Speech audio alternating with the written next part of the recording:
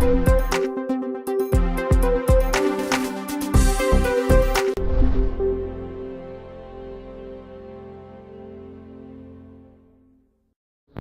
бы почаще встречаться и, естественно, обменяться нашими мнениями. Наша экономика сегодня охвачена несколькими глобальными трендами. Во-первых, это международная конкуренция за капитал, за рынки, за ресурсы. То есть никто просто так не будет отдавать и ни рынок, ни ресурсы, а тем более капитал. Во-вторых, процесс интеграции с Евразийским экономическим союзом. К большому сожалению, присоединение Кыргызской республики к Евразийскому экономическому союзу пришло именно на пик кризиса, который есть вот в Российской Федерации, в Казахстане. Итоги мы, конечно, с вами посоветуемся попозже.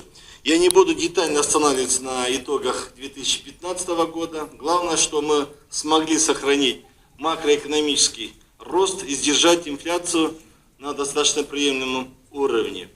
Такой результат стал возможен благодаря гибкости нашей экономики, опирающейся на малый и средний бизнес, доля которого у нас в Кыргызской республике составляет чуть более 40%.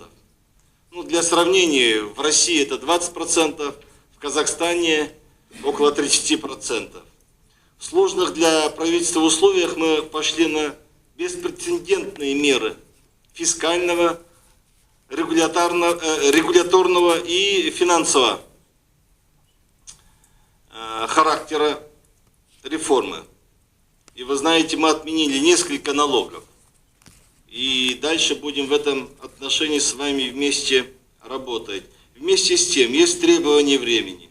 Нужны дальнейшие шаги. Нам есть куда расти, чтобы стать лучшими в регионе. Например, из оценок в рамках Doing бизнеса актуальным остаются вопросы. Это электроснабжение, вообще присоединение к инженерным сетям. Есть вопросы издержки по фискальной отчетности, то есть по сокращению времени, обеспечение исполнения контрактов, что в свою очередь связано с судебной системой, разрешение неплатежеспособности. Сегодня я в формате диалога предлагаю свободно обменяться мнениями об эффективности и достаточности предпринимаемых правительством мер. Сегодня присутствуют практически все государственные органы, деятельность которых связана с бизнес-средой. Есть возможность напрямую задать вопросы, высказать претензии, обсудить пути решения. При нашей структуре экономики главный акцент мы должны сделать на содействие притока инвестиций и повышении конкурентных экспортных преимуществ. Для нас это новые технологии, финансовые ресурсы, современный менеджмент и новые рабочие места. Поэтому важно обсудить результаты независимых исследований, мнения ведущих бизнес-ассоциаций и обменяться идеями о том, как нам улучшить инвестиционный климат в нашей стране и создать очень хорошие условия для бизнеса. Предлагаю приступить к работе и сделать сегодняшнее обсуждение открытым и свободным. Спасибо. Спасибо, Тимур Геннадьевич. Уважаемые дамы и господа, у нас сегодня будет 3 спикера, которые расскажут, сделают презентацию каждый на свою тему. А после этого примерно будет час, в течение которого предприниматели и представители бизнес-сообщества могут Талалею Чумашевичу Почуманову с докладом по проблемам инвестирования в Кыргызскую республику по результатам исследования. Спасибо. Уважаемый премьер-министр, уважаемые участники круглого стола, я хотел бы вкратце поделиться результатами исследования инвестиционного законодательства, которое мы провели совместно с бизнес-структурами и министерствами. В ходе работы были рассмотрены проблемы бизнес-сообщества, возникающие при реализации инвестиционных намерений, выявлены проблемы, излишние ненужные административные барьеры при осуществлении предпринимательской деятельности. Работа была разделена на различные стадии подготовки и реализации инвестиционного проекта, а именно от начала, когда возникает только идея об инвестировании, и заканчивая процессами, когда уже идет конкретное инвестирование в конкретные предприятия и результаты этого инвестирования. На слайде я хотел показать стадии. Первая – это стадия поиска, именно возможностей для инвестирования в Кыргызскую республику.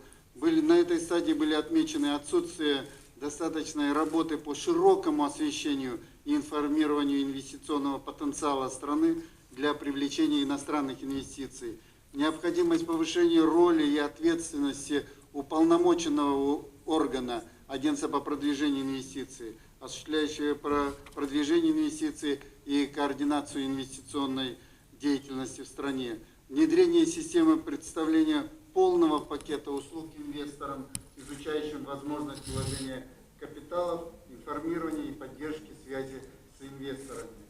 В сфере регистрации, как отмечено, бизнесом, необходимо, к примеру, отметить отсутствие уведомительного принципа регистрации, электронной системы регистрации, передачи функций по регистрации и ликвидации коммерческих, юридических лиц и индивидуальных предприятий от органов юстиции и статистики в налоговые органы с внедрением принципа единого окна и установление исчерпывающего перечня процедур, разработки четких процедур проведения ликвидационных проверок. В следующем слайде отмечено, это предложение в сфере земельных отношений. Необходимо продолжить либерализацию предоставления земель, расширить права юридических лиц на частное владение землей, обеспечение открытый доступ и достоверности и полноты информации об имеющихся земельных участках под строительство. В строительстве отмечено было также, что необходимо обеспечить эффективность деятельности единого окна.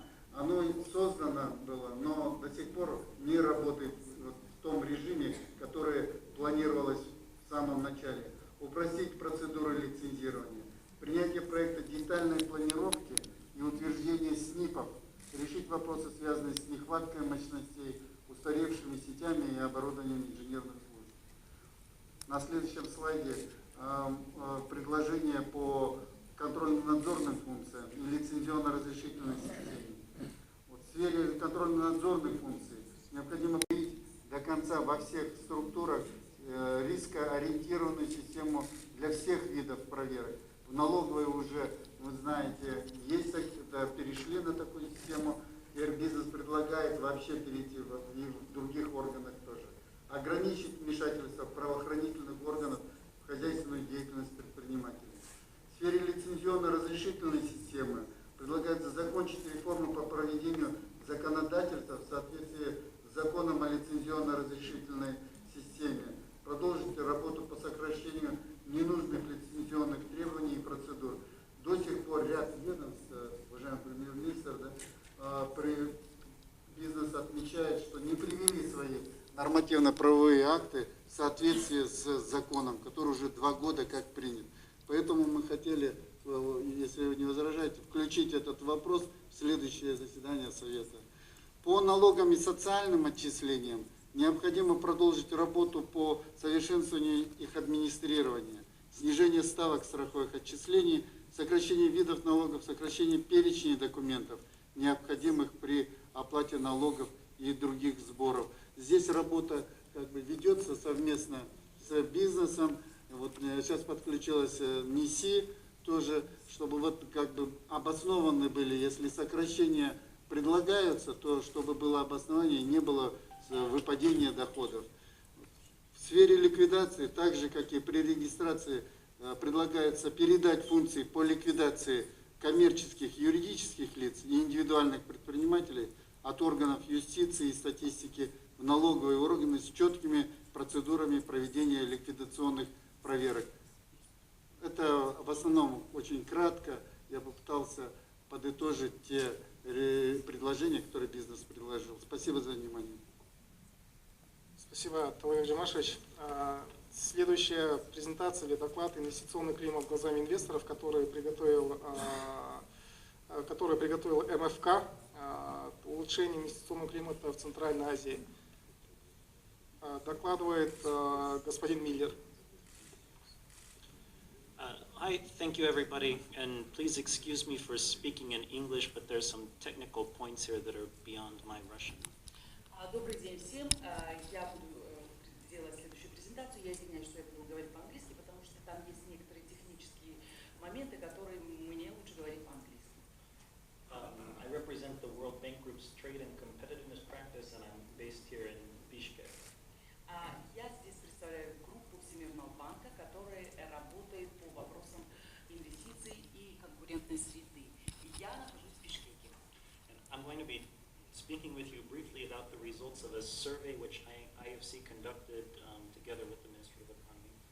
Я хотел бы с вами поделиться результатами исследования, которое было проведено IFC вместе с Министерством экономики. And just to give you a sense for the survey, we talked with 300 firms. 200 of those are active firms that have an active investment in Kyrgyz Republic, and another 100 of them are firms that were active here and have left the country. Итак, для начала я хотел бы сказать, что наш опрос проводился среди 300 фирм. Из них 200 фирм работают на территории Кыргызстана, а 100 фирм уже покинули Кыргызстан по разным причинам. This survey was conducted at the end of 2013 and through the beginning of 2014. Исследование проводилось в конце 2013, в начале 2014 года. And also it's important to note, we talked with companies that had at least some share of their capital coming from a foreign source. So we're not saying all the firms were fully foreign owned, but all the 300 companies had at least some share in their capital coming from a foreign source. Итак, я хотела бы уточнить, что все компании, которых мы опросили, имели какое-то присутствие иностранных инвесторов. То есть они не были все иностранные, то есть в них какая-то доля была и иностранного присутствия. We have a nice publication with the survey results. We have a few copies here, or you can download it from the Investment Council Secretariat's website. У нас готова публикация вот такая, и у нас есть несколько копий здесь. Если вы хотите, вы можете их получить, но также вы можете это загрузить с нашего веб-сайта. I would just like to mention a few points on why we conducted this survey, and to note that this is a fairly uncommon survey. This is mostly done in large advanced economies. This is actually the first time to our knowledge that this has been done in Central Asia. Я хотела бы немножко рассказать о самом исследовании. Дело в том, что такого рода исследования обычно проводятся в очень больших и развитых экономиках. И это исследование первый раз проводилось в Центральной Азии. So the basic reason is that globally it's far easier to attract investment from firms that are already present in a country. It varies by country, but globally some 70% of investment is reinvestment by firms with existing exposure in the country. So when we talk about the economic development of Kyrgyz Republic and the investment that's going to make that happen, that is very likely to come from investors that are already present in this country. То есть, как правило, глобально такого рода исследования проводятся в той или иной стране, когда предполагается, что в стране уже есть инвесторы какие-то, и 70% присутствующих инвесторов, как правило, реинвестируют обратно в эту страну. И предполагается, что сегодня в Кыргызстане те, которые есть, то есть 70%, возможно, будут реинвестировать. And of course, we also know that existing firms are kind of the face of the country to potential investors. So when a new company is thinking of coming to the Kyrgyz Republic, they'll be looking at the experience of investors that are already here. So these investors have some kind of outsized influence in shaping the perception of the country for other businesses. И также мы предполагаем, что любой новый инвестор, приходя в ту или иную страну, конечно же, смотрит на тех инвесторов, которые уже существуют в этой стране. То есть, если есть инвестор в Кыргызстане, и новый инвестор, приходящий в эту страну, конечно же, спросит у них, как это работать в этой стране. So together with the Ministry of Economy, we wanted to ask the question, what can we learn from these investors, and how can we think about formalizing and standardizing the process of collecting this information? В экономике решили провести опрос среди существующих инвесторов в Кыргызстане для того, чтобы затем формализовать и стандартизировать их ответы. So let's take a look at some of the findings, and then we have a few recommendations. Итак, я бы представил вашему вниманию те результаты, которые мы получили, и наши рекомендации. Okay, so on this first slide, and I understand the labels at the bottom are going to be quite difficult to read. Итак, первый слайд. Почему выбирают Кыргызстан? Я понимаю, что внизу очень мелким почерком написано, крайне трудно прочесть. But the slide is indicating the reasons why investors are interested in coming to the Kyrgyz Republic. И этот слайд показывает, почему те или иные инвесторы заинтересованы приходить в Кыргызстан и работать. And you see on the left-hand side, you start with the size of the local market. The size of the local market. Итак, если самый левый край показывает размер местного рынка. You have the ease of registering your business, the ease of getting a license, the overall business orientation of the regulatory environment. И затем идут легкость получения лицензии, легкость получения разрешений, и также среда, которая существует. Then you have relationships that potential investors have in the country. Maybe they have a family member, a partner, or somebody else they know working in the country. Затем какие-либо связи или взаимоотношения потенциального инвестора, то есть, скорее всего, могут быть у него здесь друзья, родственники или какие-то уже партнеры. And a variety of other reasons: the labor force, transparency in the country, access to a larger trade area. И также другие среди были указаны причины, то есть, например, это и стоимость рабочей силы, и также прозрачность, и доступность. The blue columns here, that is the first group that I referenced of 200 companies that have an existing investment here. The red column is the 100 companies that had an investment but have closed it down. Итак, на этом графике голубым цветом колонки тех 200 компаний, которые продолжают работать в стране. Красным цветом отмечены те 100 компаний, которые покинули страну. You can see here that there is not one single issue that is much more relevant than the others to investors. Investors care about all these things and at fairly high levels. И как видите, по этому графику можно определить, что инвесторы на самом деле смотрят на все вопросы в широком спектре. Они не выделяют какие-то определенные только вопросы. And finally, on this slide, I would just note that some of these areas, like ease of business registration, these are places where the Kyrgyz Republic has made a lot of very substantial reforms over the last 5 years, and I think we see the results of some of those successes here. И одна из причин, которая здесь указана, это именно легкость получения или легкость регистрации бизнеса, как раз-таки показатель того, тех реформ, которые были проведены в Кыргызской Республике за последние 5 лет. И мы видим, какие результаты мы уже сегодня получили. And now let's take a look at the other side of the picture on the next slide, which is the difficulties that investors perceive in the business environment. Итак, а теперь следующий слайд. Посмотрите, пожалуйста. Он показывает те трудности, с которыми сталкиваются бизнесмены, когда они начинают свой бизнес. And you're looking at percentage of respondents here who identified that this was a concern for their investment in the country. Итак, вот на этом слайде указан процент именно тех вопросов, которые возникают у инвесторов, когда они ведут самый большой, скажем так, обеспокоенность вызывает, когда они ведут свой бизнес. So we see right off the bat that 80% of investors are concerned with corruption and the predictability and transparency of regulation in the country. Итак, как вы видите, бизнесмены, которые ведут бизнес в этой стране, они обеспокоены вопросами коррупции, предсказуемости и также вопросами прозрачности, да, прозрачности и предсказуемости действий правительства.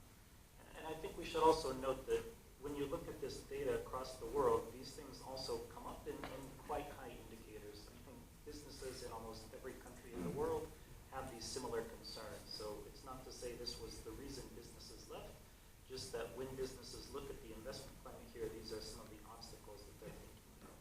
То есть, если мы посмотрим на эти показатели в глобальном смысле, в принципе, с такими же вопросами сталкиваются представители бизнеса и по всему миру.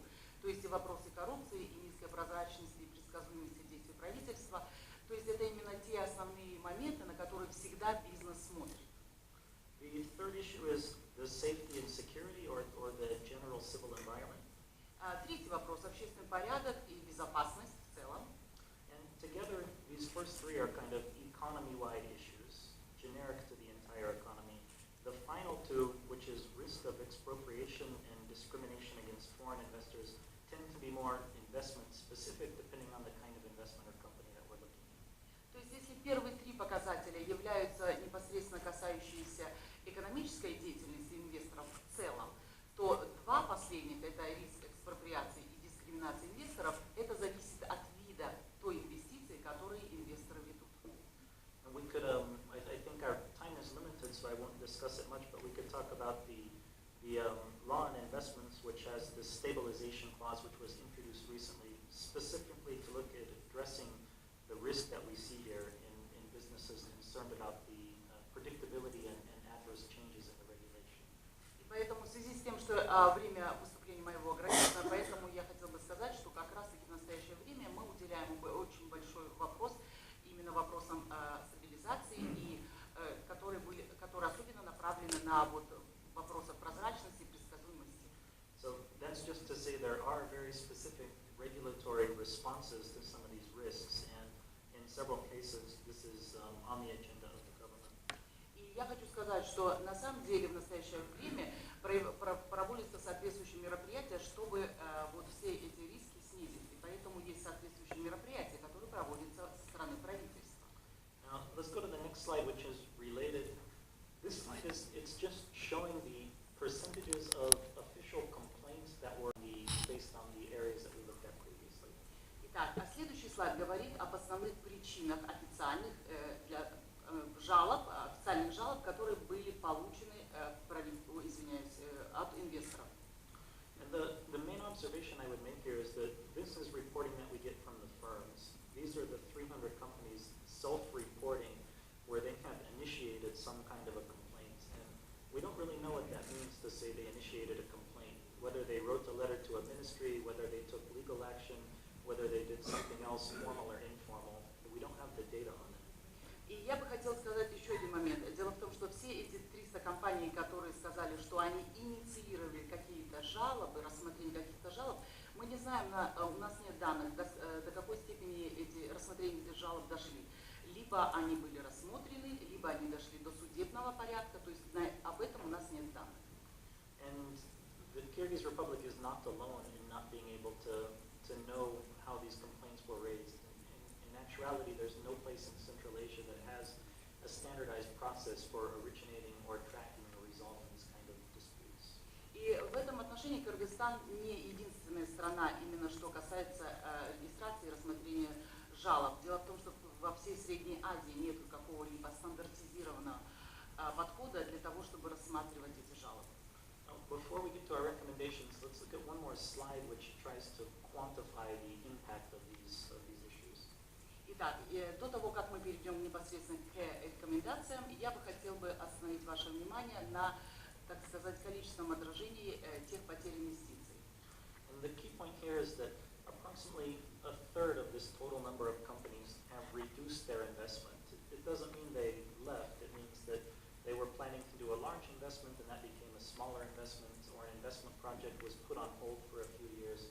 There was some impact to reduce the amount of investment in 1/3 of the cases we talked to, and when we quantify that number, it comes out to around $87 million for one calendar year that was lost in terms of a reduction in investment.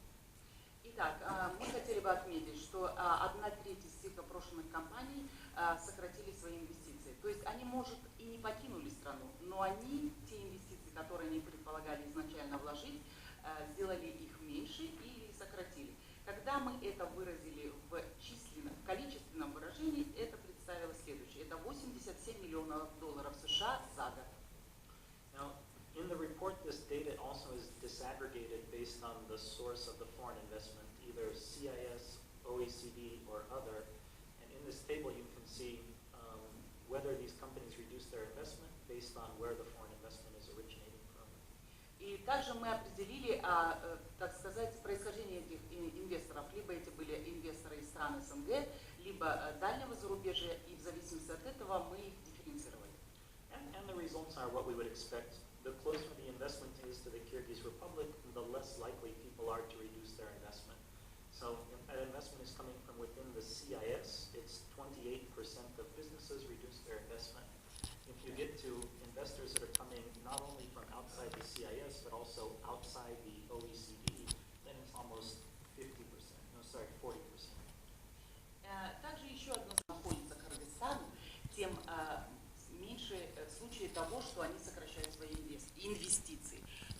получается, что среди стран инвесторов из СНГ сокращение было у 28%, тогда как если мы посмотрим страны дальнего зарубежья, то там сокращение инвестиций произошло до 40%.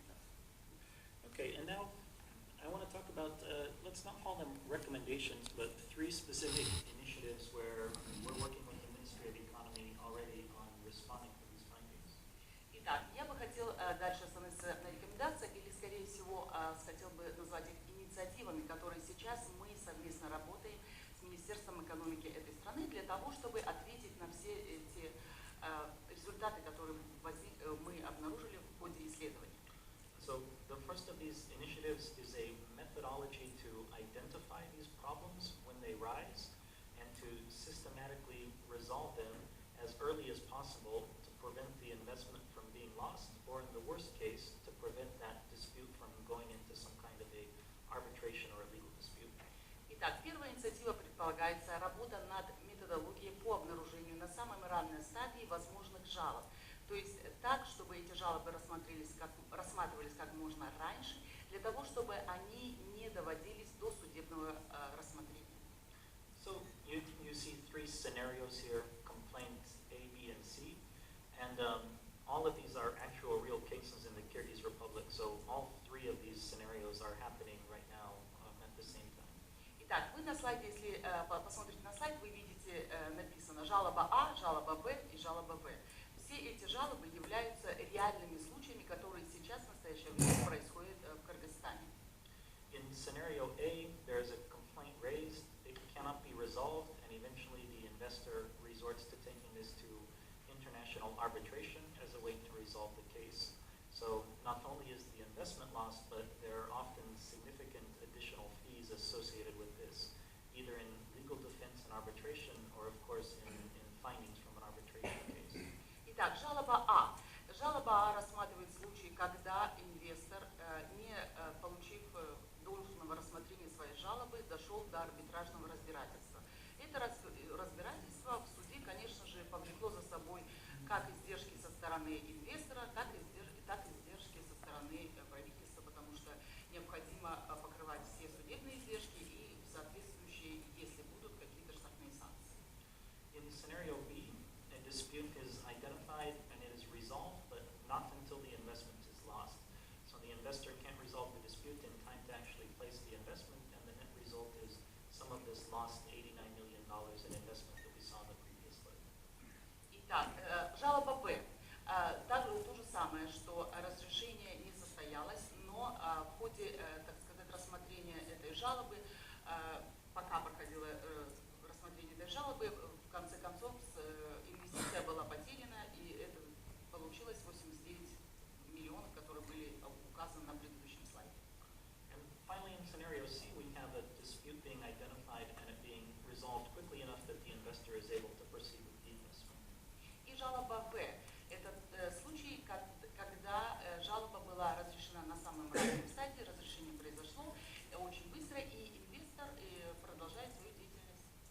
So this mechanism is all about minimizing the number of disputes that are in category A and trying to get as many as possible into category C and tracking that so we have data to be able to identify how often we're falling into these 3 different scenarios. То есть в настоящее время мы работаем над тем, чтобы определить все возможные причины возникновения жалоб, для того, чтобы их вовремя определить и чтобы жалобы уровня А уже на самой ранней стадии определялись и не доводились до такого, так сказать, Probably one of maybe a few dozen countries in the entire world to have this kind of a professionalized approach towards working with investors. This is really a fairly cutting-edge and innovative approach. То есть в настоящее время Министерство экономики Кыргызской Республики работает над дизайном такого рода методологии рассмотрения жалоб. И если это случится, Кыргызстан окажется одной из немногих стран в мире, в которых есть такой профессиональный методологический подход к рассмотрению жалоб инвесторов. Крис, я извиняюсь, что перебиваю вас, но мы немного по графику не укладываемся, поэтому, если есть возможность, пожалуйста, подытожите свою презентацию. Спасибо. Let's go to the next slide then. We have just 2 left. Тогда следующий слайд у нас 2 осталось. The next area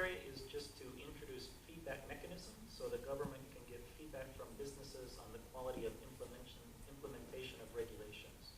Итак, следующая рекомендация или следующая инициатива касается механизма обратной связи с инвесторами. То есть, когда инвесторы могут предоставить свои отзывы о том, как им работается и могут выразить свои пожелания. And the only thing I would mention here is that there is an active pilot now in the Kyrgyz Republic with the Technical Inspectorate and the Sanitary and Epidemiological Service to actually pilot feedback mechanisms through their website. На самом деле, я хотела бы по этому поводу сказать, что сейчас в Кыргызстане проводится пилот с технической санитарно-эпидемиологической службой, который это проводится на их веб-сайте. And then let's go to the last slide. И последний слайд. The last slide then is talking about investor preferences or incentives. И следующий слайд говорит об эффективности и предоставлении инвестиционных стимулов. And the objective of this work will be to address that gap that we saw in predictability of the business environment by standardizing the process by which investors can qualify for and benefit from investment incentives. В данном случае мы предполагаем это анализ затрат и выгод, представление определенных стимулов и анализ оценку процедур предоставления стимула. This will be done with a cost-benefit analysis, process mapping, and then some reforms. Да, и вот эти все три подхода сейчас указаны на слайде. So I'll stop there, but we have the team that conducted this survey with us here, so if there's questions during the Q&A period, we can go into more detail on any of the points. Я завершаю свою презентацию, но хотел бы сказать, что у меня здесь есть моя команда, и поэтому, если у вас есть какие-то вопросы, мы готовы ответить на них. Спасибо. Спасибо большое. Следующее слово у нас по проблемам предпринимателей сегодня в общем и по отраслям будет докладывать Джакулов Темирбек из НДС, председатель НДС. Спасибо, Умрель. Тимур Ильич, уважаемые участники, всем добрый день. Спасибо за возможность такой выступить перед таким составом. Перед тем, как начать, еще раз отметить ту роль, которую играет настоящая площадка инвестиционного совета и другие площадки, да, где мы действительно встречаемся в расширенном составе, в более узком составе. И нас радует то, что за последние полгода, целый год практически, мы очень тесно работаем с правительством, очень тесно работаем с министерствами, ведомствами. Это для нас самый большой, я бы сказал, показатель, потому что проблемы они всегда есть, у бизнеса они будут и были, но вопрос в чем? Вопрос в том, как реагируют государственные органы.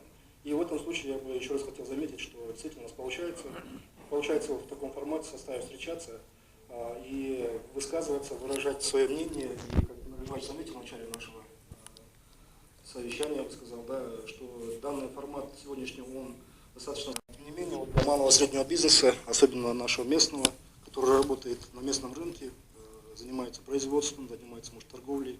Вот для этого сектора, для этого слоя бизнеса действительно вопрос доступа к финансам остается важным. И мы прекрасно понимаем и знаем, что есть на сегодняшний день у нас фонд развития, Российско-Кыргызский фонд.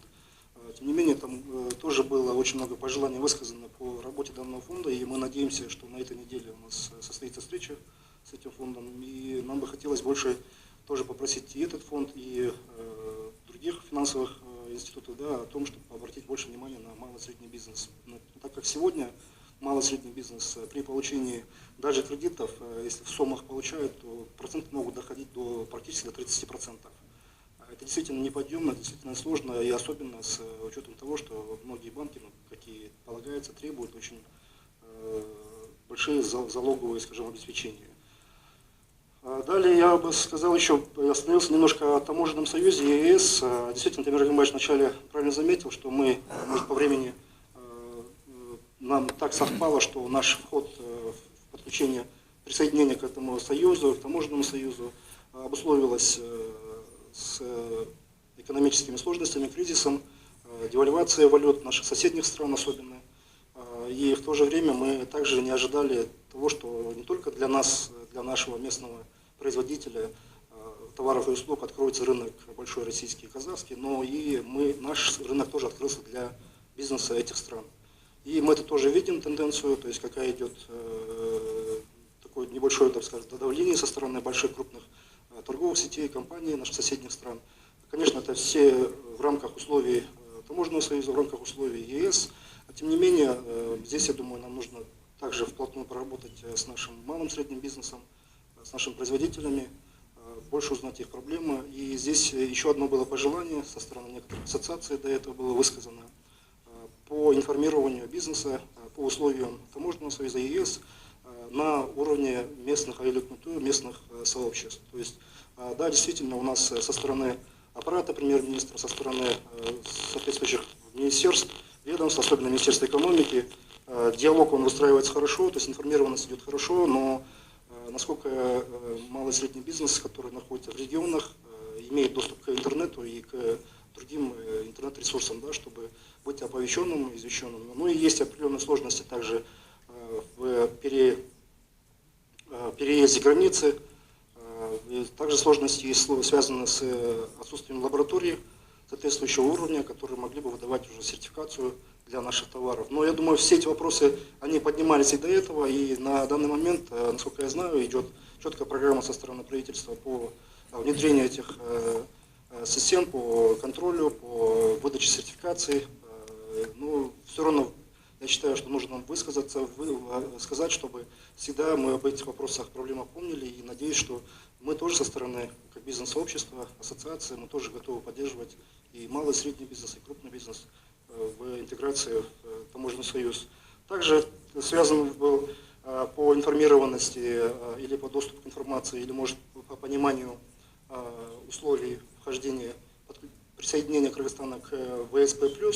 Это возможность открывает для нас возможность доступа к рынкам Европейского Союза, других стран. Тем не менее, здесь, я думаю, нам тоже хотелось бы побольше узнать, какие условия, что для этого необходимо, кто может, что можем мы поставлять. То есть такого характера информации. Мы понимаем, что это задача бизнеса самого, то есть выявлять для себя рынки. Тем не менее, определенная поддержка со стороны правительственных органов была бы тоже для бизнеса не лишней. Ну и следующее, я бы еще раз хотел тоже остановиться на администрировании наших налогового и социальных отчетов. То есть до этого тоже был поднят вопрос, Талгат Джумашевич тоже об этом говорил, это действительно результаты тех исследований, которые проводились. И в этом даже есть результат исследования МФК, где по результатам этого исследования было выявлено, что малый и средний бизнес тратит порядка 6%, до 6% от своей прибыли для того, чтобы обеспечить отчетность в налоговую службу и в социальные фонды. И здесь, конечно, мы хотели бы тоже увидеть продолжение работы по упрощению, улучшению, но и плюс по передаче определенных функций отчетности от социального фонда, например, налоговую службу. То есть такие рекомендации нами были до этого представлены.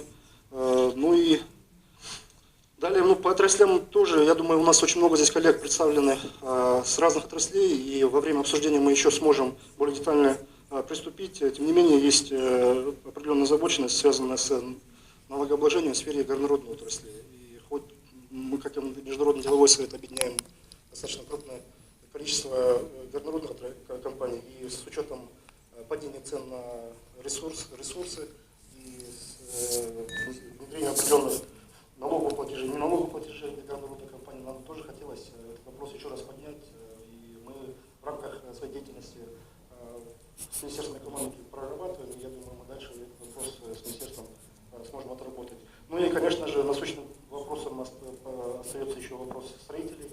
Действительно, до этого было сказано, еще раз хочу напомнить, что действующие СНИПы, насколько они устаревшие, насколько они... Также наличие технической карты, или как правильно будет называться, электронной карты по свободным и дефицитным электромощностям, по городам крупным, то есть наличие тех или иных ресурсов, пусть это будет электроэнергия, пусть это будет тепловая энергия, тепло.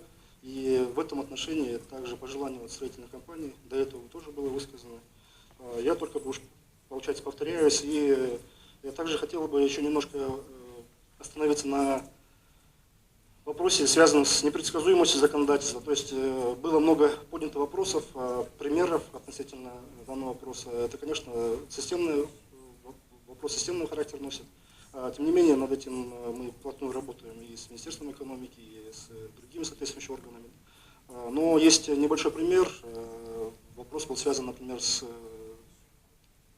СЭЗами нашего города Бишкек. И таких районов. И последний вот НПА, закон был принят в 2014 году, согласно которого субъекты СЭС должны быть или могут быть только юридические лица. Ну, то есть за последнее вот время мы примерно посчитали, закон о СЭС и другие НПА, связанные с СЭС, они менялись 13 раз. То есть вот такого характера пример, он касается, может быть, некоторых других отраслей. Но здесь хотелось бы обратить внимание всех присутствующих на то, что нам бы желательно, если мы принимаем какие-либо нормы НПА действующие, если они на сегодняшний день помогают бизнесу, то его, по крайней мере, не ухудшать.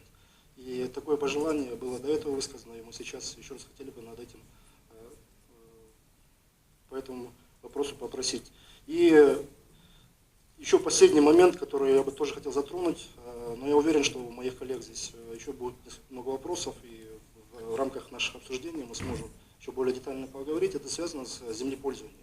То есть пусть это касается строительной отрасли, пусть это касается горнорудной отрасли, или это, допустим, касается малых ГЭС и других отраслей, вопрос всегда встает остро, и каждый раз вы поднимаете вопросы, мы понимаем, что земля принадлежит, и есть определенные НПА, законы и кодексы, да, которые регулируют. Тем не менее, хотелось бы опять же призвать всех участников к тому, что если эти вопросы поднимать уже долгое время, то необходимо, наверное, по ним уже либо рабочую группу создавать, либо по отраслям отдельную рабочую группу создавать, и каким-то образом эти вопросы уже выносить на уровень решения. А в целом, конечно, еще раз я бы хотел поблагодарить за ваше участие. И, Тимур Рагимбаевич, спасибо вам за такую организацию и за доступность. Действительно, мы вот в последнее время, как я уже говорил, у нас есть возможность с вами напрямую общаться. Я считаю это самым большим достижением на сегодняшний день. Спасибо. Спасибо большое, Тимирбек. Тимур Рагимбаевич и уважаемые коллеги, позвольте пару слов добавить от нашей бизнес-ассоциации GIA и провести некий подыток.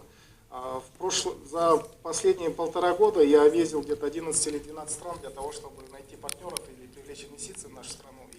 С сложностями. Во-первых, мало кто знает, где находится Кыргызстан, и мало кто знает о тех возможностях, которые открылись перед Кыргызстаном, как мы зашли в ЕАЭС. Да, есть сложности общереспубликанского характера, такие как необходимая реформа судебной системы для того, чтобы обеспечить защиту частной собственности. И бюрократические проволочки, есть сложности в строительном секторе, есть. Но вместе с тем, опираясь на отчет АФС, мы, Кыргызстан, как страна среди всего земного шара, на 9-м месте по легкости открытия бизнеса. Также, в первую очередь, когда люди начинают интересоваться нашей страной, то они спрашивают, можно ли к вам долететь без визы. И последние вот эти усилия правительства, Министерства иностранных дел на отмену 60 виз, это был очень большой позитивный шаг. Потом, после того, как человек прилетает сюда, спрашивает, может ли он открыть бизнес, да, он легко может открыть. Касательно лицензий, по лицензиям тоже сложностей как таковых больших нет. Самая большая сложность — это до 2010 или 2011 года было то, что 6 миллионов или 5 миллионов человек в нашей стране проживает, соответственно, и покупательная способность она очень низкая. Но так как мы сейчас зашли в зону таможенного союза, возможности у нас очень большие.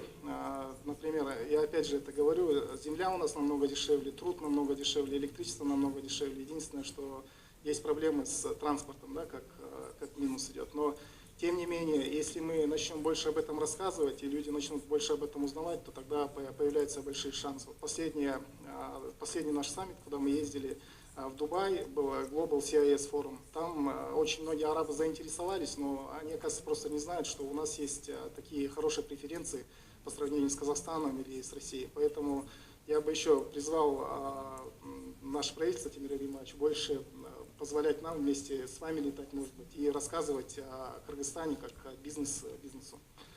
Спасибо. Следующая сессия, тогда, если вы позволите, на вопросы и ответы перейдем. Здесь, да, это из-за того, что тут табличек нету, будем просто, наверное, поднимать руки и регламент. Екіншіден, бүт отрасларға қарағанда строительство бірнеше жыл айтып қалдыңдар. Осыған дейін бұл проблема бар көрінеді строительство, да? Я что хотел сказать, Тимур Рагимбаевич, помните, мы с вами в конце ноября по проблемам строительного комплекса у вас обсуждали. Это вопрос еще о чем. После этого собрал наш отдел строительный. Я настолько был рад, что Это первый премьер-министр после встречи дал задание отдел разобраться досконально. И подготовили по распоряжению комиссии. И она Я его спрашиваю несколько раз, когда соберемся, молодой человек? Минэконом нет. Вот, понимаете, вот оттуда идет наша рога, Темир Ильич.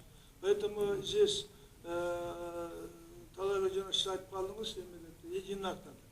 Вообще у нас есть несколько хороших нормативных правовых правительства. Это выдача разрешительной документации. Там четко расписано, что такое единоактно, как выдать и ту, как дать эту. Второй вопрос, есть такая выдача технических условий и под технологическим подключением, которые вы с вами вместо еле добились. Помните, да? И сегодня, после подписания, 1,5 года уходит, до сих пор не может определить, сколько же платить за 1 гигакалория тепла, сколько, чтобы нам дали 100-метровый зон.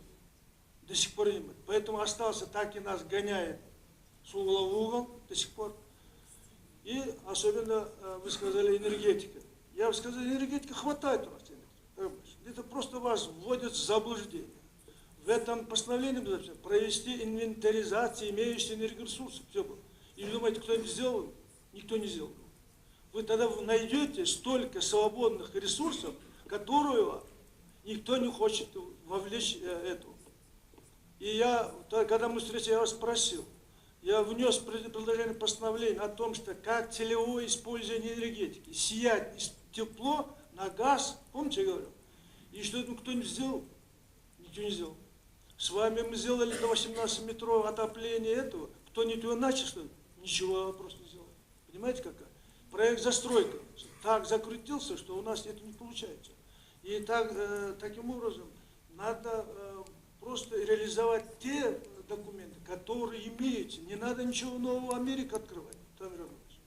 Понимаете? Надо те службы, министерства, ведомства. Еще один такой смешной вопрос, Темир Ильич. Передача инженерной сети безвозмездна.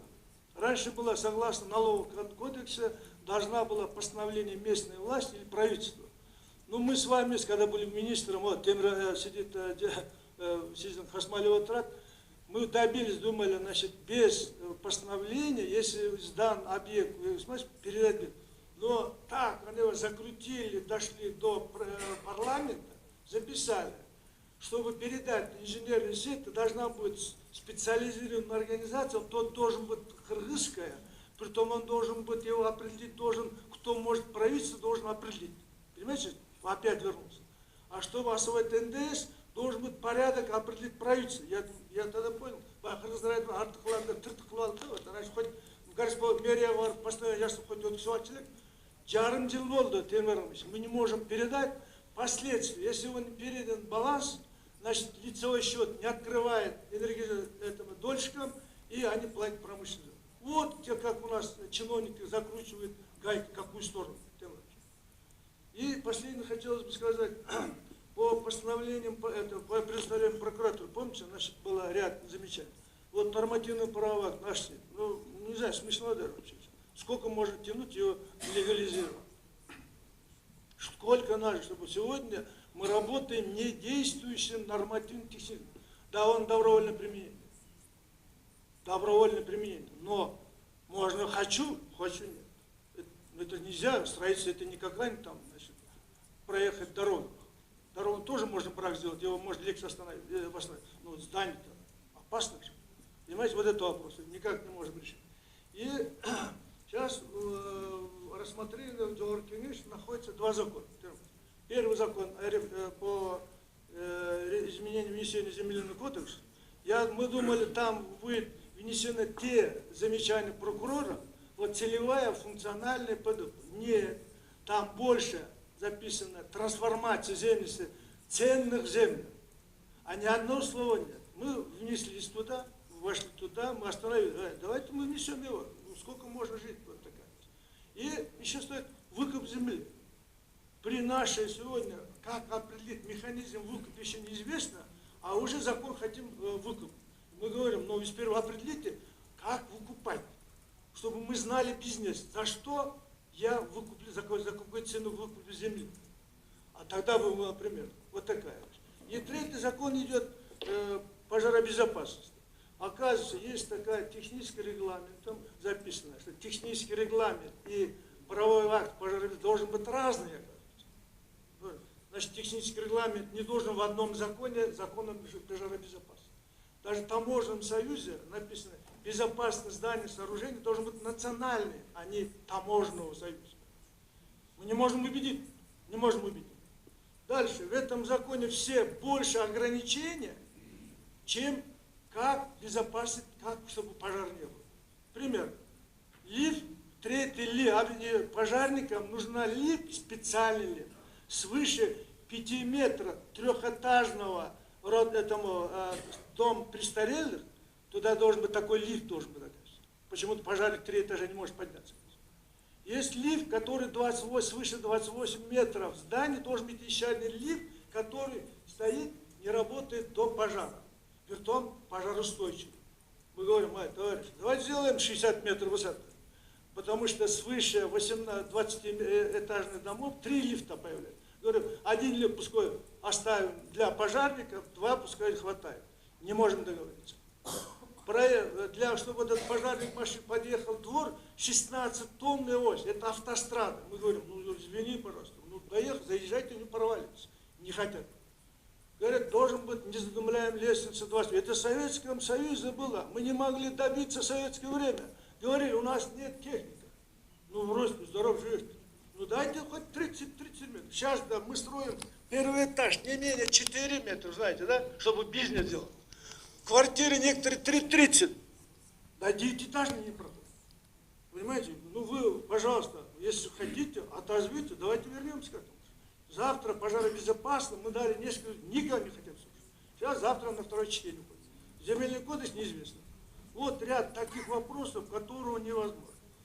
И последнее. Почему вот эта ипотека не работает? Знаете почему? Мы не с того начали. Понимаете, неизвестно, кто заказчик, кто инвестирует, а кто дает землю. Какой механизм его развода. Объяснили. Фонд пришли, объяснили, как это делать. Пришли ипотечный комитет, сказали, как сделать. Якобы разделились, инвестиции дает фонд, а тот готовые квартиры продает. Давайте мы дали вам готовую квартиру, купите. Список нет, список потому что утверждается межведомственной комиссией по министерству. Вы спрашиваете, это же коррупция. Откуда знаете, в каком-то больнице кто нуждается в квартире? Министр знаете, министр откуда знает? Министр, у него другая форма. Почему мы хотим подставить министра, подставить только комиссию. Ну сделайте, говорю, советскую очередь, как положено, бывший был, чтобы каждый знал, кто нуждается. Это один вопрос. Инвестиции. Мы вам даем проект, готовый проект. Инвестируйте. Я говорю, объявите конкурс. Вот понимаете, вот ипотека не работает. Деньги у вас заморожены лежит. Да? Вот, понимаете, вот это вы сельское хозяйство хотели, да, помните, это логические центры и убойные цехи, да? Вот. Я спрашиваю, говорю, какой бизнесмен придет, Аким, дай мне землю. Он его гонять будет 2 месяца. Наш инженерно-технический, он будет 2 месяца гонять будет, проектирует, потом через год получишь. А зачем мне? Лучше я 10 буйные, хорошие, өгіз сатып тұрып, Қазақстанға тағып сатып келсем спокойно. Лучше, где вам надо определиться, говорю, давайте спроектируем, объявите тендер, мы строитель построим, а Аким пускай ищет управляющего. И это будет быстрее, чем кто-то без... Вот, говорят, айылда қайсы біліп қойып тұр, айылда қандай ақша бар екен. Ушындай бір емелер бар да. Жаңағы последним сіздің сұрағыңыз бойынша 24 жылы стратегия развития строительного білесіз бе? Енді ошоға мына жияның балдары, біз өз бірігіп ақша төледік, бір балдар жоқ. 14 жылдан бері готовая стратегия, о чем там озвучено. И никто его до конца не может утвердить, и ничего не делает. Для чего? Понимаете? Поэтому, Тамара Романович, пока наши уполномоченные органы не будут выполнять свои функциональные обязанности, пока новый любой закон мы выпустим, он не будет работать. Спасибо. хотел бы продолжить тональность Темирбека Аджикулова. Вчера наши молодцы КВНщики говорят, у Шарапова в крови настрой на победу, то у кыргызов в крови, наверное, настрой на критику и самобичевание. Поэтому я хочу призвать, есть хорошие слова у Булата Акуджава, да, вот надо хорошие слова тоже уметь говорить. Поэтому я хотел бы с хороших слов, Темир Аргимбаевич. Вот здесь Адылбек Алиш сидит, он только кроме критики в свой адрес ничего не слышит. Поэтому я хочу выразить, Адылбек Алиш, тебе огромную благодарность за решение проблемы по трансформации ипотечных кредитов. Конечно, под чутким руководством и наблюдением Темира Аргимбаевича это произошло, но тем не менее процесс пошел и очень здорово. То есть банковский сектор, он начинает притворять в жизнь вот, государственно-частное партнерство в жизнь. Хотя это уже не первый день, вот ФСХ, четвертый уже, там наглядный пример. И второй вопрос, вот, конечно, по ККМ. Здесь замер нету, да, налоговый. Тоже хотел выразить там. Тоже проблема решена для банковского. То есть хорошие дела делаются, Темке Аджигулов. Здесь мы поддержим, действительно усилия какие-то притворяются в жизнь. Это здорово. Вот. И вот здесь вопрос задался о том, что такой формат нужен. Наверное, нужен такой формат для озвучивания каких-то проблем. А решение этих проблем это уже путем двусторонних встреч буквально. На днях мы начали некие процессы. Мы, допустим, с Национальным банком ежедневно, ежечасно по прямой линии разговариваем. Никаких преград, никаких проблем нет. И с другими госорганами. Благодаря именно вот такому формату нам удается с любым министром по телефону зачастую решать многие важные вопросы. Это супер, это очень хорошо, что образован такой формат, и такие встречи происходят. Единственный теперь момент такой, Темир Аргимбаевич, мы сейчас некоторые изменения готовим по законодательной НПА, это по дедоларизации, я привозил сюда крупнейший банк, российский Ланта-банк, это входит в пятерку крупнейших банков по работе с драгметаллами, и они готовы поделиться своим опытом. Там супер такие интересные проекты, супер интересные предложения. Наша страна может действительно стать транзитной страной по работе с драгметаллами, и очень здорово мы можем подтянуться. То есть законодательно мы готовим сейчас рабочую группу, создали, будем в этом направлении двигаться. И исламские принципы тоже один из таких принципов, который, к сожалению, не везде хорошо используется. Ну, ряд других каких-то моментов, новых инструментов. Вот, кстати, вы очень хорошо в свое время поддержали. Это складские расписки, которые, я надеюсь, в ближайшее время тоже начнем запускать. То есть вот эти проекты, просьба сектора нашего, что получить поддержку со стороны правительства, ту, которую вы сегодня, в принципе, оказываете, и это надо признать. Это надо признать. Да, критика, но есть положительные, позитивные моменты, которые сегодня есть, и мы должны за это тоже голосовать. Спасибо большое. Спасибо. Анан жарым жыл мурдараак межбенсин комиссия түзүлүп, иштеп жакшы иштедик, концепцияны разрабатывать эттик, баардык маселелердин баарын указывать эттик, путь решения баардык нерселердин баары эметилип, 1-2 ай болду өкмөткө кеткен. Ошону күтүп жатабыз, ошону көзөмөлгө алып тезирээк ишке ашырсак жакшы болот эле. Рахмат. Пожалуйста. Негосударственного образования от дошкольного до университетов. Я бы хотела поблагодарить и в лице Темира Аргимбаевича правительство за то, что обратили внимание на детские сады негосударственные и сделали определенные преференции. Спасибо большое. Хотела поблагодарить Алайбека Джумашевича за то, что в его презентации были отмечены те проблемы, которые мы собирались озвучить, но они уже оказались презентованы. И что это озвучено, и на это уже направлено внимание правительства. Но все же я хотела бы обратить внимание и попросить посмотреть очень внимательно на сферу негосударственного образования. Проблема такая. Негосударственная сфера образования и от детских садиков до университетов существует в Кыргызстане на протяжении 24 лет, 24 года.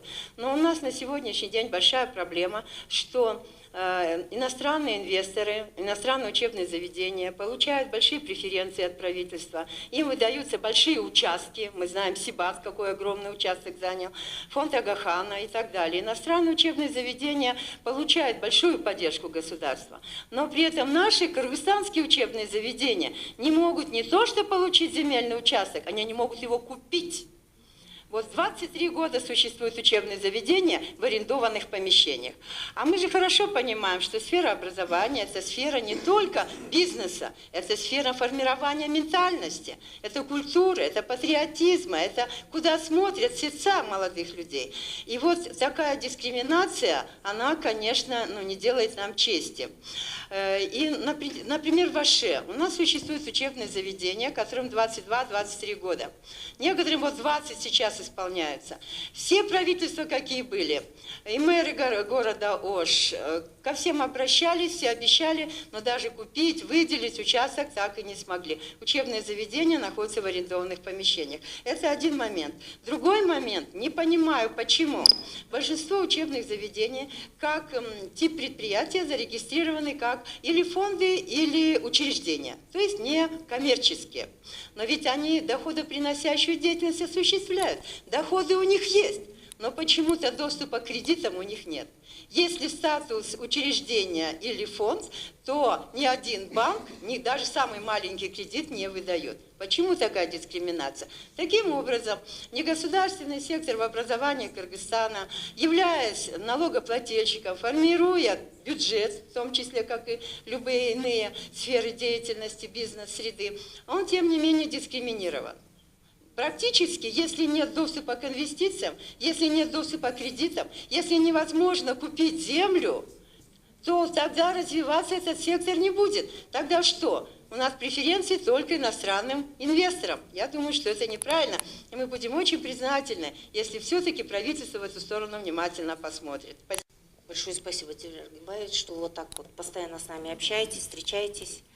Но я так оптимистично выступлю, наверное. Совсем оптимистично у меня, наверное, не получится. Ну, во-первых, конечно, о том, что все-таки пилот запущен был по передаче администрирования от соцфонда в налоговую службу, в общем-то, мы надеемся, вот, БРСА в марте он должен быть, вот, март-апрель завершится, мы верим, что налоговая сможет принимать отчетность, и это произойдет. Но в то же время хотела бы отметить, вот буквально сегодня вот отсюда выйду, пойду на АРВ по изменению в соцфонд.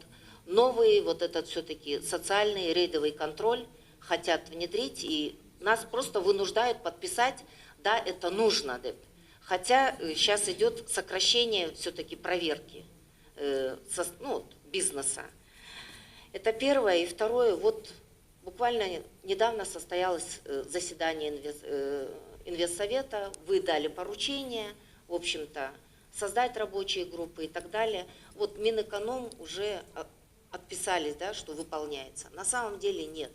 В целом с Министерством экономики нет никаких претензий, мы работаем очень хорошо, очень сплоченно, действительно многие вопросы решаются, тут могут признать все наши бизнес-ассоциации.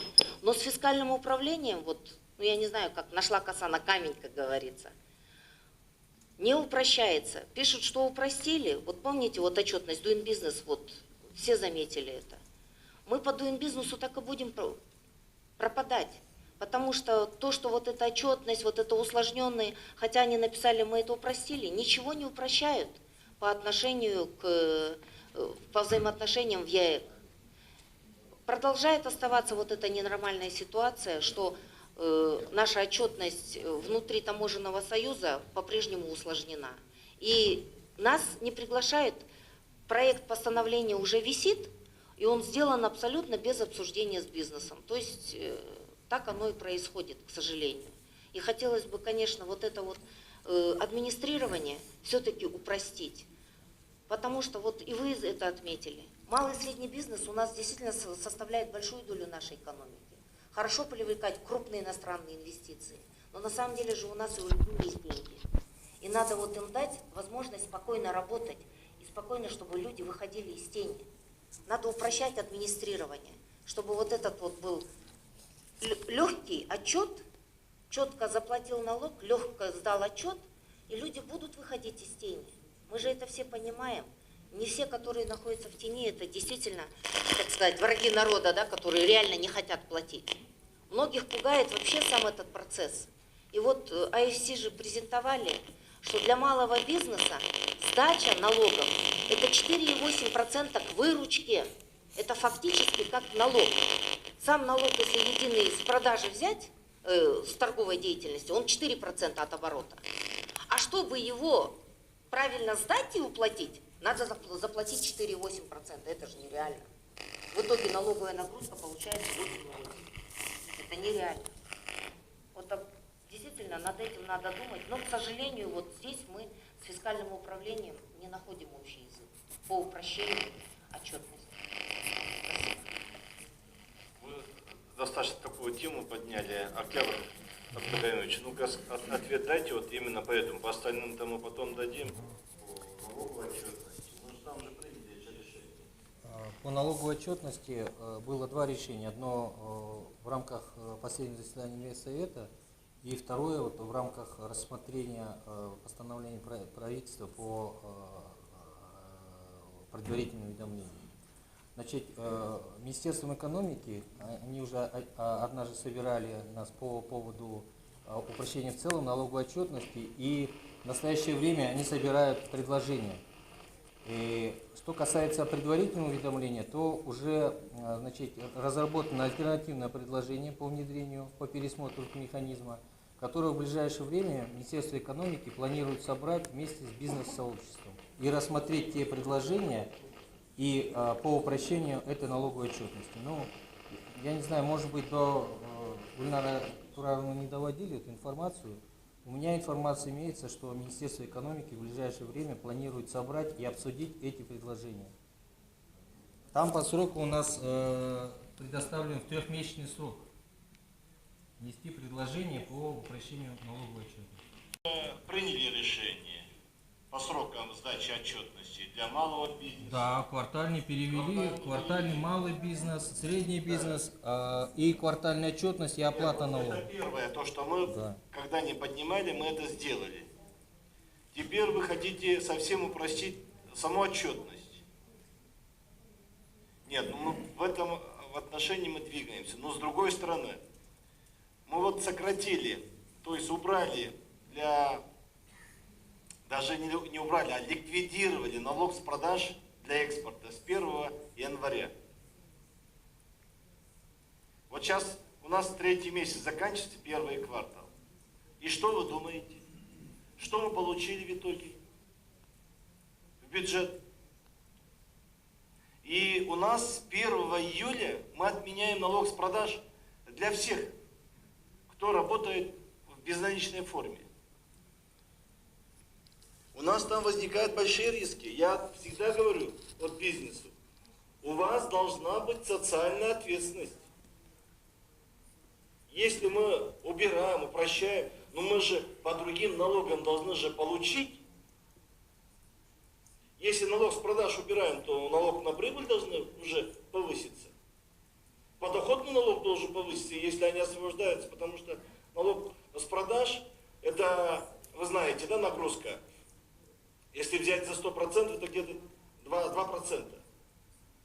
НДС тоже 2% налоговая нагрузка. То есть мы практически в 2 раза сократили налоговую нагрузку. Но мы должны же получить за счет других источников, за счет других налогов уже плюс. К сожалению, пока этого нету. Поэтому мы будем упрощать это. Но с другой стороны, вот здесь вот бизнес-ассоциации вы сидите. Нам же надо собирать налоги, и нам надо выполнять обязательства государства. Это оборона, это безопасность, это правопорядок, это образование, это здравоохранение, это социальное отчисление, это инфраструктурные проекты. То есть здесь вот я всегда говорю, что бизнес и правительство, они партнеры. Мы должны чувствовать друг друга. Если вам хорошо, и нам должно быть хорошо очень. Спасибо. Коллеги, пожалуйста, у тех, у кого включен телефон или он находится рядом с микрофонами, большая просьба убрать это. Добрый день. Эльвира Бурамбаева, руководитель Национального альянса бизнес-ассоциаций. Я хотела поднять 2 ключевых момента. Первый – это касательно малой гидроэнергетики. Ну, во-первых, мы хотели бы рассмотреть, чтобы вы рассмотрели возможность предоставления льготного кредита со стороны Российско-Кыргызского фонда с учетом каникул. В фонде под каникулами подразумевается первый год отчисления процентных ставок взятого кредита. Да? Но, как вы знаете, у нас 1,5-2 года занимает период строительства. И во многих странах есть уже такой опыт, что на период строительства компания освобождается от выплаты самого кредита. Да? Вот, и увеличить сроки предоставления кредита. Тогда на самом деле местный бизнес сможет развиваться в этом направлении, а не смотреть только вслед инвесторам. Во-вторых, в прошлом году мы поднимали вопрос в Инвестсовете. Спасибо вам, Темир Аргибаевич, и вам, Талайбек Джумашевич. Мы поднимали несколько вопросов. Один из них по вопросу землеотвода. Сегодня как раз таки об этом уже несколько раз шла речь. Но я именно хотела бы затронуть землеотвод по малой гидроэнергетике. Было разработано положение в прошлом году Минэнерго, в этом году в составе Минэконома. Мы, значит, изучали, но никак не смогли урегулировать этот вопрос положения, потому что это просто-напросто констатация фактов и очередной документ, сделанный для галочки, так скажем, для вас. Потому что там предоставлена вся информация на уровне второкурсника университета. Просто взяли и скачали, что говорится в Земельном кодексе, что говорится в остальных НПА касательно землеотвода. Один из наших членов не может отвести землю уже 5-6 лет, одна из компаний 2-3 года, моя компания несколько лет уже. Вот. И чтобы, значит, этот процесс упростить, он должен быть максимально прозрачным и максимально понятным для АИЛЮК-МЭТУ, который в первую очередь предоставляет нам землю, да, и, конечно, для остальных органов. В нынешней ситуации у нас такая. Была создана группа, мы попросили сделать АРВ для положения. Мы очень долго боролись, потому что они АРВ не хотели проводить. Но уже проведено 4 совещания в этом направлении. И, значит, скажем, Минэконом, часть Минэнергетики, да, вот я веду речь, они относятся к положению как Библии или Корану, где нельзя исправить ни одну точку, ни запятую, не говоря уже о самом документе, который нужно полностью изменять, и вместе с этим положением должно вноситься изменения, дополнения во многие НПА существующие. Тогда действительно бизнесу будет работать легко. Значит, еще третий момент по малой гидроэнергетике. Нету взаимосвязи эффективной между бывшим Минэкономом и стороной Минэнерго, потому что дается до сих пор, вот в прошлом году, в конце года приезжали нам инвесторы, вот конкретно вам, да, был предоставлен перечень малых ГЭС, их было 17. Когда мы начали с инвестором вместе, значит, проходить по этому листу, и инвестор начал выбирать себе проекты, которые его интересуют, мы обнаружили, что половина из них одной компании, половина из них принадлежит иностранцам уже. А тогда с какой стати инвесторы на самом первом еще этапе вводятся в заблуждение? И просто-напросто они, знаете, уехали после этого. Вот они 3 месяца мы здесь были, вместе с ними обсуждали, и мы лишились очередного инвестора. Вот, значит, вторая часть, хотели бы еще раз поднять вопрос. В прошлом году он уже поднимался бизнес-ассоциациями, но до сих пор эти вопросы не решены. Один из них связан с выдачей инвестиционных виз. Вы сами в курсе, понимаете. Там необходимо снизить пороги, а также при выдаче инвестору визы не только самому инвестору, но также, чтобы он воссоединился с семьей. Просим рассмотреть этот вопрос. Второй вопрос, он касается ВКС с участием иностранных компаний. Выдавать ВКС не только руководителям и не только на 1 год, а рассмотреть возможность выдачи хотя бы на 5 лет. Спасибо. Спасибо. Да, следующий вопрос, пожалуйста, Скинер. Да, хотел бы дополнить выступление председателя НАБА Эльвиры Бурбаевой. Искендер Шашеев, Ассоциация иностранных инвесторов. Получается, у нас сейчас есть определенная ситуация, когда законодательство именно по получению видов на жительство, инвестиционных виз, прочих документов, ну, как бы немножко создает определенные сложности. Там создается большая комиссия, действительно. Вот на прошлом инвестсовете я это проговаривал. По возможности было бы хорошо, чтобы все органы, которые составляют комиссию по выдаче разрешений иностранцам работать на территории Кыргызской республики, получать вид на жительство, заниматься иной профессиональной деятельностью или инвестиционной деятельностью, чтобы эта комиссия как бы также вошла в состав какой-либо рабочей группы. Нам нужна такая работа, чтобы мы могли привести законодательство, то есть законодательные акты в некий вот в общий какой-то принцип, чтобы те инвесторы, которых мы привлекаем в страну, вот мы сейчас буквально за прошлый месяц уже 3 инвестора, да, попытались привлечь в страну, привели, дали им полностью как бы информацию, раскладку, исследование нашего рынка, но, к сожалению, не можем добиться от них решительных действий. При вопросе «почему?», они также аргументируют, что у одного, например, проблема была с тем, чтобы получить документацию, да, просто буквально ситуация такая, что он летает по разным странам, а чтобы получить инвестиционную визу, ему надо на несколько дней оставить паспорт здесь, что тоже оказалось проблемой для него. Ну и прочие вот такие вот моменты. Мы очень сильно нуждаемся в упрощении системы предоставления разрешений пребывания и деятельности на территории Кыргызской республики для иностранцев, иначе это служит определенным барьером для получения инвесторов полноценных, нормальных, добросовестных. Да, пожалуйста. Представьте, пожалуйста. Осталось время уже 5 часов. Пожалуйста. Представьте, пожалуйста. Меня зовут Талантбек Бадышев. Я представляю бизнес-ассоциацию ДИА, город Джалабад, Джалабадская область. Я, в принципе, представляю интересы региона, Ош, Джалабад. У меня кое-какие, тут разные были высказаны слова, но у меня есть предложения и есть, в принципе, и позитивные вещи. Например, на местах со стороны местного самоуправления есть как бы сдвиги вперед. То есть раньше, если бизнес шел к Акиму или мэру, то как бы как горох об стенку было. Да? В данный момент, например, или может быть мы дали письмо от бизнес-ассоциации города Джалабад, и нам мэрия города Джалабад безвозмездно в аренду на долгосрочный период выделила участок даже со строением. На самом деле мы даже удивились, и это все как бы бесплатно, на самом деле, как бы это было. То есть в аренду то все дали. Наши участники нашего, то есть Mutual Rus, там они собираются открыть птицеферму, это уже плюс. Еще один пример. В Новокемском районе один бизнесмен крупный хочет открыть мини-нефтебазу.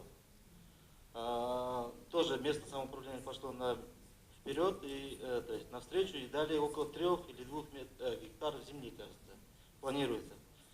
Там проблемы с инвестированием были, но как бы он работал с российскими бизнесменами, в данный момент он нашел инвесторов с России, кажется. То есть шаги вперед на самом деле. Вот. Есть еще предложения кое-какие.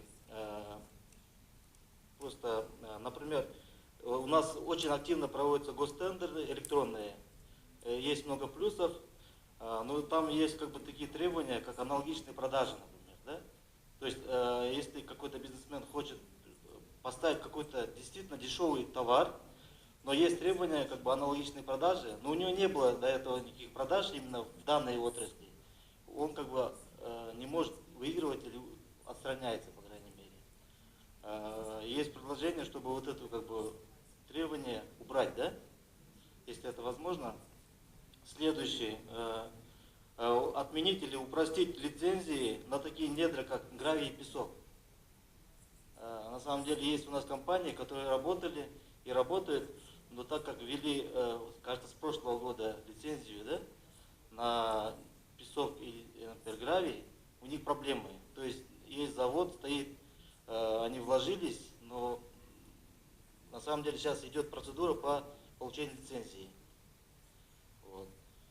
Дальше, организовать, чтобы привлечь, например, экспорт, организовать бизнесменам международные выставки, организовать площадки для иностранных инвесторов не в городе Бишкек, а желательно в регионах, например, в Аше или в Джалабаде, да?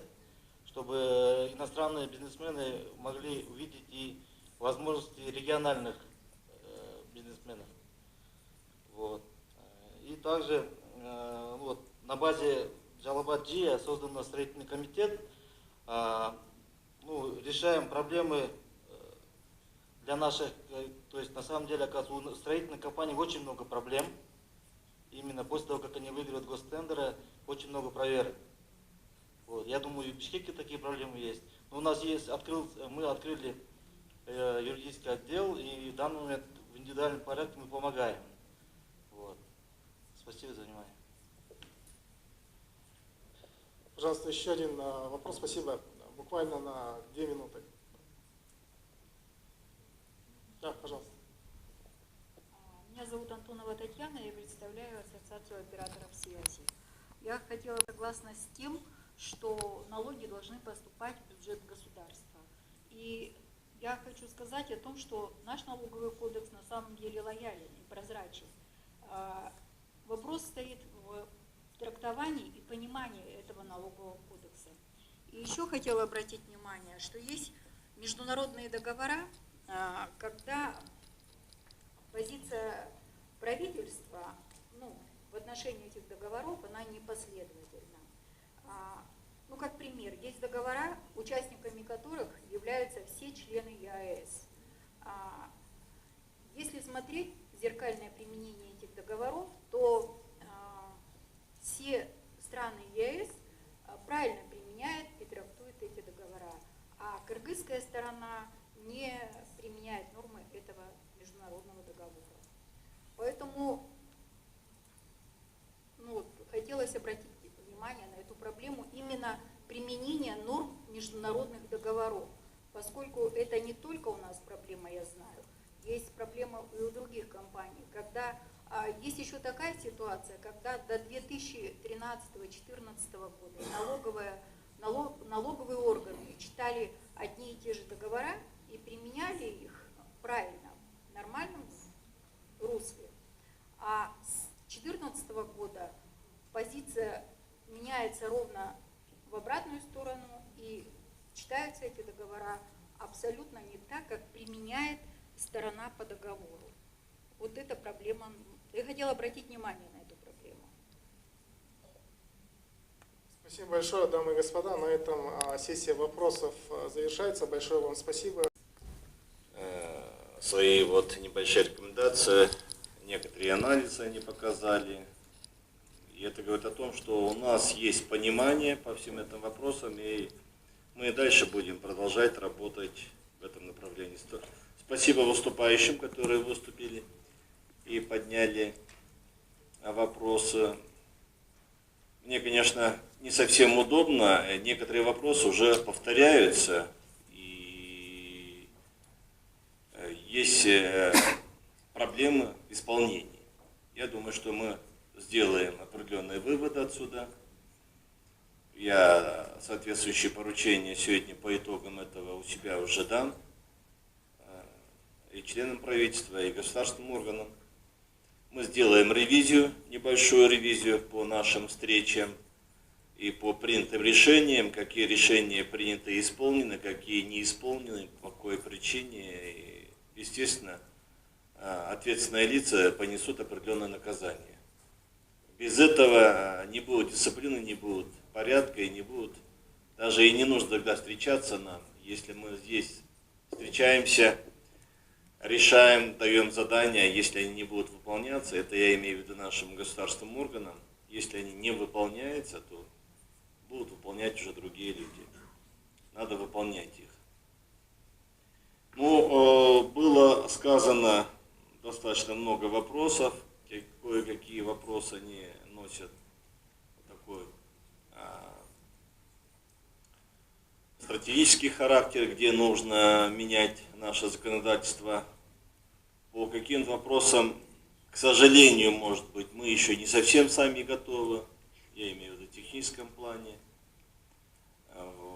По каким-то вопросам у нас есть еще мало понимания, мы об этом должны открыто говорить, потому что сейчас настолько быстро меняется, и технологии меняются, ну, не все государственные органы успевают за это. Поэтому я думаю, что мы будем работать. Вот что хотелось бы отметить. Вот первое, это институциональные аспекты.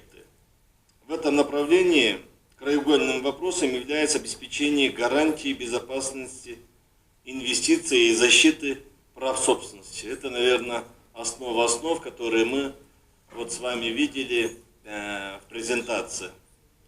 Конечно, инвестор должен иметь твердые и надежные гарантии сохранности и возврата своих инвестиций. Но я был удивлен только одним, там вот, когда IFC они презентацию делали, что у нас есть проблема в конвертации и в переводе валюты. По-моему, такой проблемы у нас нет, я не знаю, откуда она возникла. У нас самая такая либеральная страна в этом отношении, и вывоз капитала на без ограничений.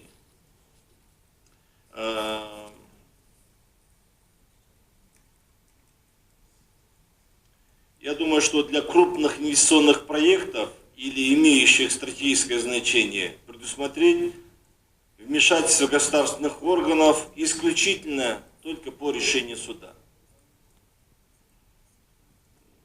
Будут, сейчас вы знаете, что у нас идет очень большой проект, инвентаризация идет, и в ближайшее время мы думаем, что сократим вот на 30% количество административных процедур, регулирующих бизнес. То есть регулятивная такая большая реформа будет. Сейчас вот Министерство экономики совместно с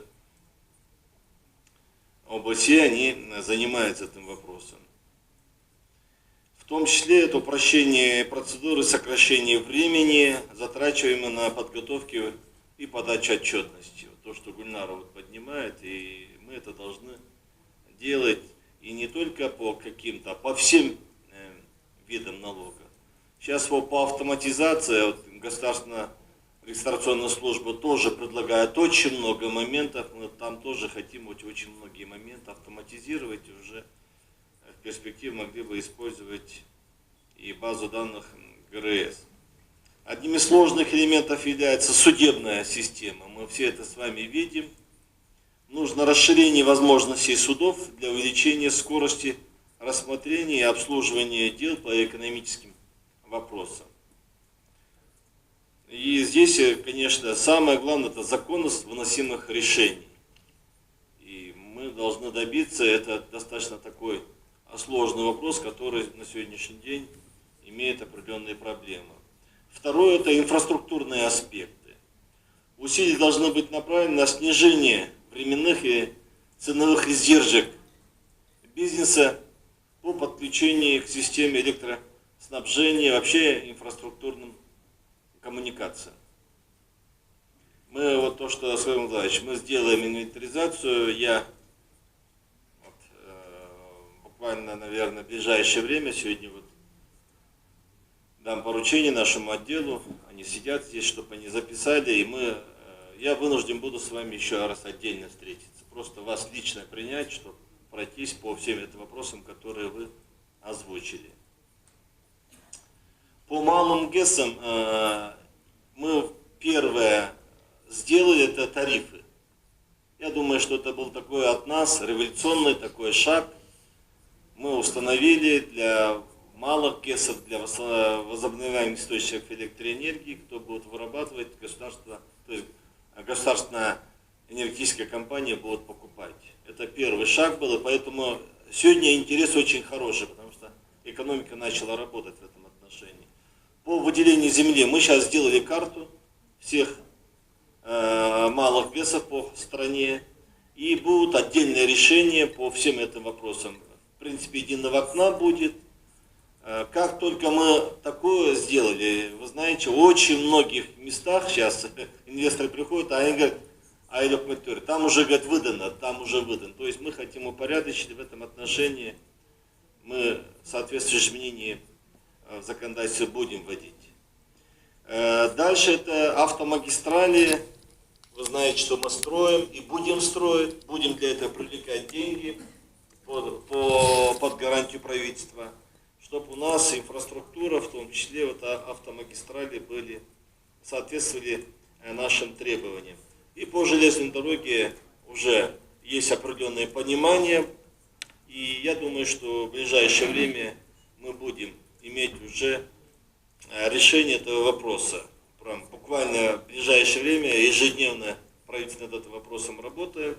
Это Китай, Кыргызстан и Узбекистан. Это если мы выйдем на этот, мы можем выйти дальше на рынки Персидского залива, а сюда на Китай.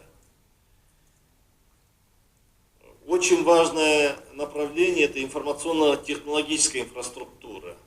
Проведение оптоволоконных магистральных линий. Это и для бизнеса, и для образования нужно, и для технологий. Вот мы с парком высоких технологий в этом направлении работаем. И есть у нас очень хорошие проекты совместно с парком высоких технологий. Будем продолжать. Вот, как Гульнара рассказала, в ближайшее время закончится пилотный проект, и мы дальше уже должны сделать уже второй достаточно решительный шаг.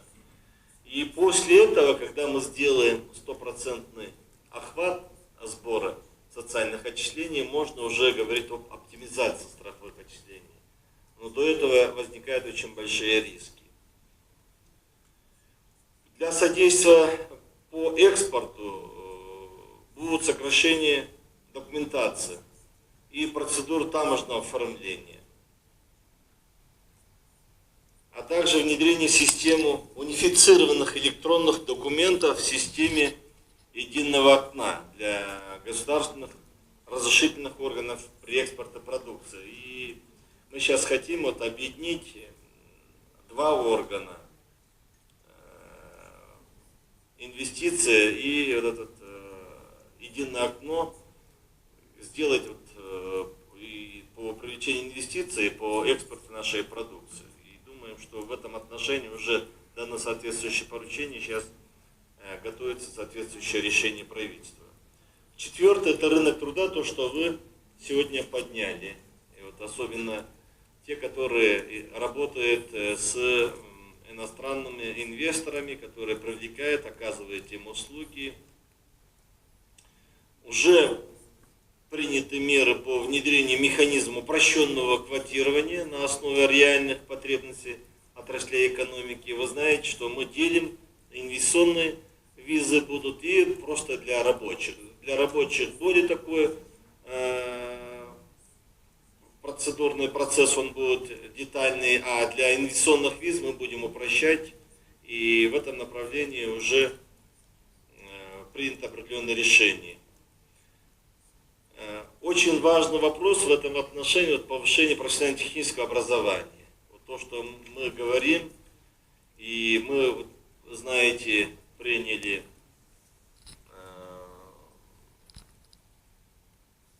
Министерство образования уже по умным школам. Это вот тоже, мы считаем, будет прорыв в этом году. Около 1000 школ будут подсоединены к интернету. На следующий год мы думаем, охват сделаем 100%. Доступ интернета и Wi-Fi во все уголки нашей страны. Вот сейчас 4G, вот они достаточно хорошо идут. И в ближайшее время у нас освобождается еще частота, мы их тоже будем, вот, как в прошлом году, отдавать для того, чтобы здесь вот можно было бы получить вот, для всех вот, доступ к коммуникации. В то же время вот, мы должны и поднимать профессиональный уровень. Мы, знаете, специальную программу сделали сейчас, то есть приняли решение, что каждый выпускник школы по окончании он должен хотя бы одной специальности владеть. Помимо того, что он еще получит аттестат, общеобразовательный аттестат. И мы в этом отношении вот сейчас передали ПТУ Министерства образования. СПТУ, они сейчас занимаются оптимизацией. В ближайшее время, я думаю, здесь мы с вами получим хороший, тем более вот бизнес. Напрямую фонд по 4% от 5 до 10 лет. То есть таких сейчас кредитов у нас никогда не было. Если это будет запущено, и я думаю, что наш бизнес получит хорошие возможности. Но этих денег будет недостаточно. Нам надо еще искать другие источники финансирования, чтобы у нас это было. А по фонду мы раньше, знаете, да, свыше 3 миллионов было, а сейчас свыше 1 миллиона они будут уже финансировать напрямую. То есть, если у кого есть на $1 миллион проект, они могут напрямую в фонд обратиться. И коммерческие банки мы им дали, они тоже будут финансировать. Я думаю, что это будет достаточно хороший такой. Но мы, с другой стороны, должны еще с вами научиться использовать другие длинные деньги. Вот в социальном фонде есть вот накопительная система, но, к сожалению, сейчас у нас не все еще до конца понимают, как их можно было бы использовать. Потому что если мы их будем использовать в рамках развития экономики, мы могли бы вот цепочку добавленной стоимости получить. И в последующем это новые рабочие места, а это пополнение от социальных отчислений. Вот вопрос по ГИКу. Я думаю, мы только начали по ипотечной компании процесс работать. Первые 300 миллионов с бюджета мы выделили. На это уже первые, по-моему, 180, по-моему, или 185 уже получили, или получают уже, мы утвердили. Вот межведомственная комиссия для чего нужна? Мы понимаем, что это желающих сейчас очень много, ресурсы ограничены. Очередности министерств, потому что мы решили, что первые получат работники бюджетных организаций, у которых небольшая заработная плата, и в особенности это в социальном секторе. Желающих очень много, и поэтому приходится создавать некоторые фильтры, чтобы не было злоупотреблений в этом отношении. Только из этой ситуации была создана межведомственная рабочая комиссия, которая будет просто проверять достоверность списков, которые имеют право получить ипотечный кредит. И только в этих целях. Когда уже расширим, когда уже денег будет достаточно, я думаю, что эта система изживет себя. Но пока, к сожалению, мы должны какие-то фильтры ставить. И здесь очень много, наверное, было сказано или не сказано по государственному частному партнерству. Этот закон действительно сегодня имеет проблемы. Там еще и есть чисто нормативного характера. Мы сейчас готовим пакет изменений. Но с другой стороны, я думаю, что есть определенные опасения со стороны самого бизнеса. Не все хотят связываться с государственными органами, потому что как только государственные органы связались, тут же идет проверка и со стороны счетной палаты, со стороны проверяющих органов, со стороны Генеральной прокуратуры, то есть со стороны прокуратуры. И поэтому мы понимаем, сейчас хотим изменить, чтобы сделать этот момент, сделать достаточно таким удобным для бизнеса.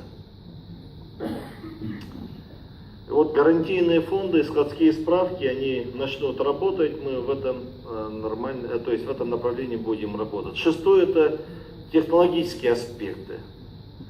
У нас надо признать, что существующие предприятия или технологии, которые мы применяем, они отстали от сегодняшней ситуации. Нам нужно очень много в этом отношении вкладывать. Вот просто один пример. Токтогульская электрическая станция служит 40 лет уже, а срок 25 лет. Вот в течение 40 лет ничего не меняли. И в этом году мы начинаем очень большую реконструкцию. И в течение 2-3 лет мы закончим, поменяем все агрегаты. И такая ситуация по всем предприятиям, которые у нас сегодня в промышленном секторе работают, за исключением новых, которые строятся. Поэтому я думаю, что обновление производства мощностей – это задача номер один, если мы хотим действительно поднять нашу промышленность. И надо продумать создание фонда развития промышленности, чтобы помочь. Вот в этом отношении мы должны искать, вот через этот фонд развития промышленности мы будем, наверное, выдавать вот кредиты для тех существующих предприятий, которые могли бы использовать для обмена оборудования и для привлечения новых технологий. Вот правительство ведет активную работу по привлечению новых технологий в сфере сельского хозяйства. Вы знаете, что последние 2 года мы очень активно работаем. Это капельное орошение, это вот теплицы. К сожалению, не все еще, даже чиновники, даже депутаты, некоторые лидеры фракций не понимают, для чего это нужны теплицы. А это нужны, потому что там, вы понимаете, это технологии, это урожайность, это объемы и новые перерабатывающие производства. 7. Это возможность рынка. То, что вы говорите, и это внутренний рынок у нас не так уж и большой, он ограниченный, 6 миллионов, тем более покупательная способность у нас еще отстает от соседних стран. Но с вхождением в Евразийский экономический союз для нас действительно открываются новые возможности. Вот спрашивают, что нужно сделать? Первое, что нужно сделать, это начинать производить качественный товар. Вот это ответ для многим, которые задают этот вопрос. Процедуры упрощенные. Сегодня овощи, фрукты, зеленый коридор. Если мы будем производить хорошую продукцию, то они будут иметь хороший сбыт. Качество и цена. Качество и цена. Логистика, она отработана.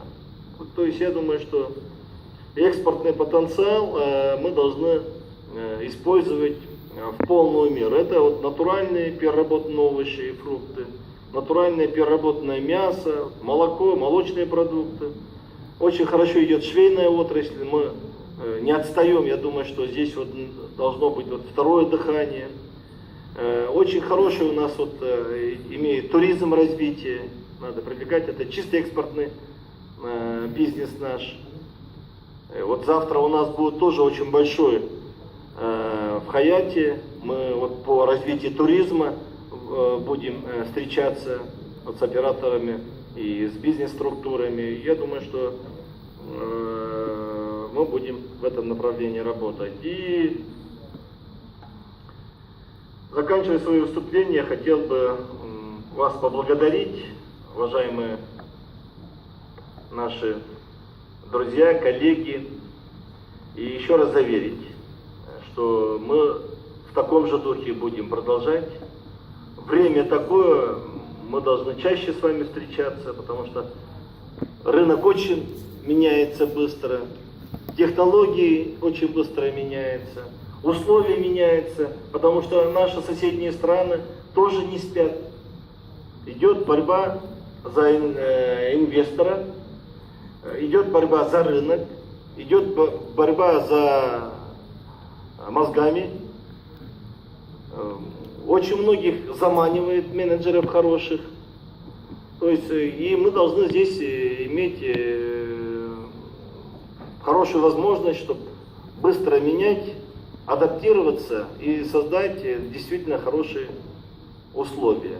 Вот недавно вышел указ президента Кыргызской республики. Сейчас над этим вопросом правительство работает. Вы знаете, по ограничению проверок, по вмешательству правоохранительных и государственных органов в бизнес. Я думаю, что в этом вопросе вот этот указ будет поддержка правительству, которую мы вместе с вами делаем. Потому что, знаете, некоторые органы правительству не подчиняются. Некоторые органы, есть государственные, центральные органы, которые самостоятельно работают, но как глава государства, он издал указ, который, я думаю, что будут направлены на поддержку развитии нашего бизнеса. А так, большое вам спасибо.